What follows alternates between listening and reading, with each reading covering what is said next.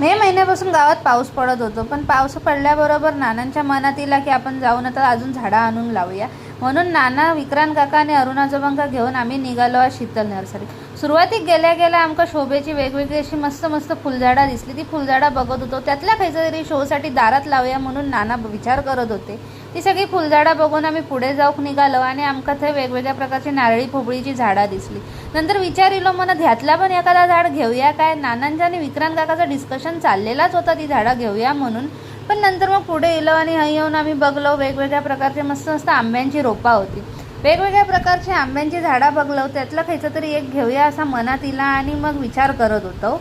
आंब्याच्या झाडांच्याच पुढे काजूची नंबरानुसार झाडं लावलेली होती. त्याच्यानंतर ती झाडं बघलो. मग विचार केलो, मग काजी तर मॉप लावलो, पण अजून थोडे काजी वाढवूया काय म्हणून ती पण बघत बघत पुढे निघालो. तर विक्रांत काका येलो पुढे आणि म्हणता आपल्या दारात खरंच कडुलिंबाचं झाड नाही, त्यातलं एक झाड घेऊया काय असं विचार नानांच्या मनात येलो. आणि मग ती तिघाजणांनी ठरवल्याने एक कडुलिंबाचं झाड विक्रांत काका हातात घेऊनच तयार होतो.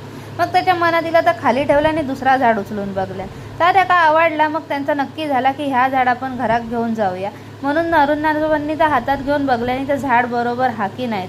त्यानंतर दुसरा पण एक कडुलिंबाचा झाड विक्रांत काका म्हणाले, एक वरच्या घराकडे लावूया, एक खालच्या घराकडे. म्हणून अशी आम्ही 2 कडुलिंबांची झाडं घेतली आणि वाटेक लागलो. मग आम्ही पुढे चालत गेलो आणि गाडीच्या डिक्कीजवळ येऊन पोचलो. त्या गाडीत जागा आधी केलं. त्याच्यानंतर हळूहळू आम्ही प्रयत्न करून ती झाडं कशी तरी गाडीच्या डिक्कीत बसवलो.